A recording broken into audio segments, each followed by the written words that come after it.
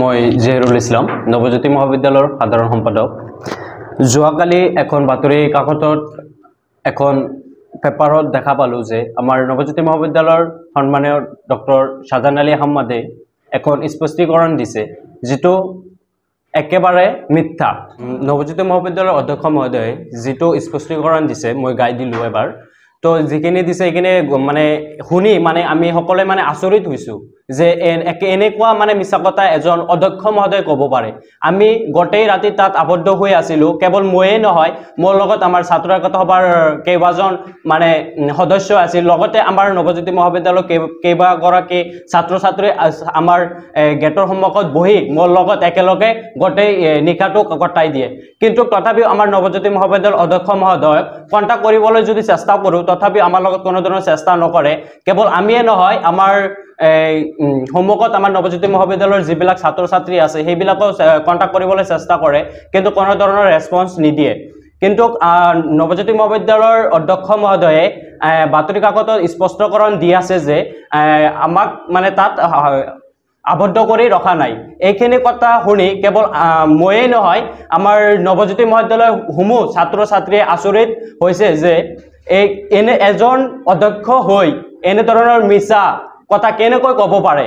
আমাৰ ছাত্ৰ সমাজে এটাই প্ৰশ্ন তুলিছে যে এজন নৱজ্যোতি মহাবিদ্যালয়ৰ দ্বাৰা অধ্যক্ষ মহোদয় এনেধৰণৰ যদি মিছা কথা কয় তেনেহ'লে আমি ছাত্ৰ ছাত্ৰী হৈ তাৰ পৰা কি শিকিম।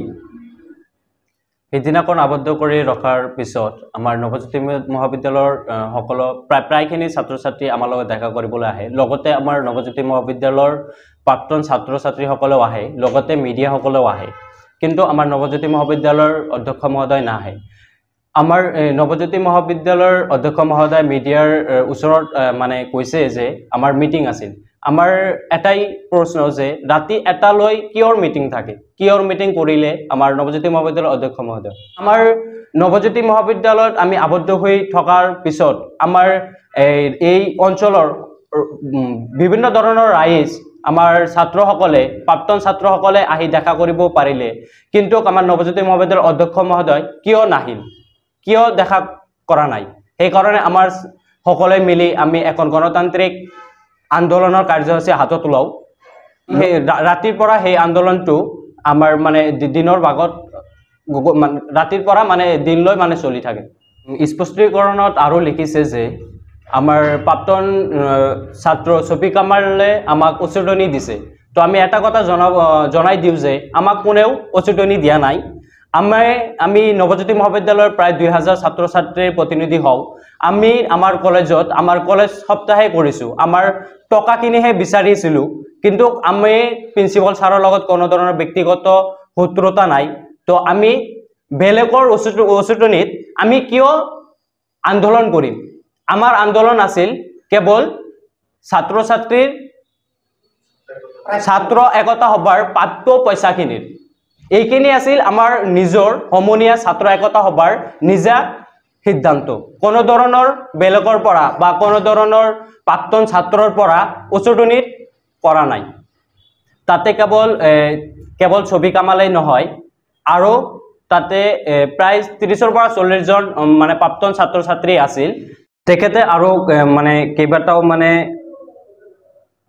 অভিযোগ আনিছে যে তেখেতক অশ্লীল ভাষাৰে বাবুকি দিয়া।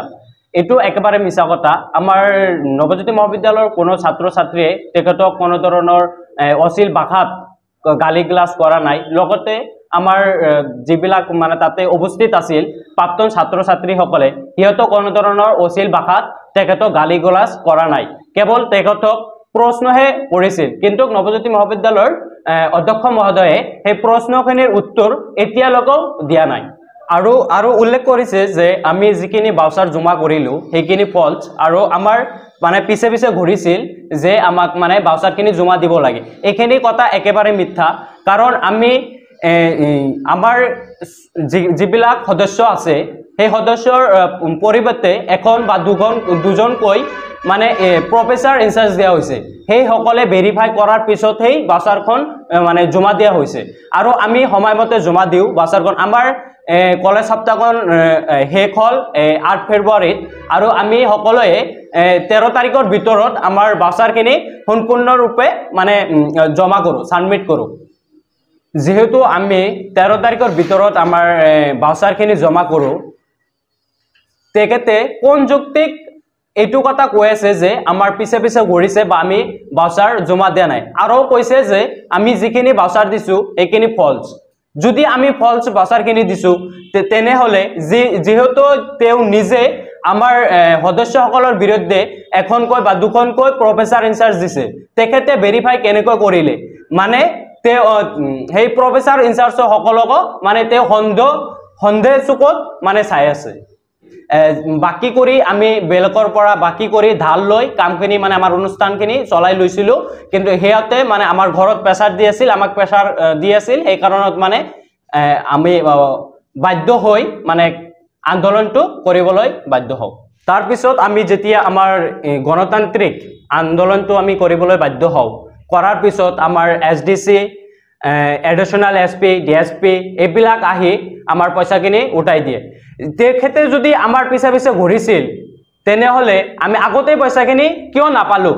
গণতান্ত্ৰিক আন্দোলন কৰাৰ পিছত আমাৰ SDC, এডিশ্যনেল SP, DSP এই ব্যক্তিসকলে আহি আমাক লগত লৈ অধ্যক্ষ মহোদয়ৰ লগত লৈ অধ্যক্ষ মহোদয়ক জবাবদিহিতা কৰাৰ পিছত তেখেতে বাধ্য হৈ আমাৰ পইচাখিনি মোকলাই দিয়ে।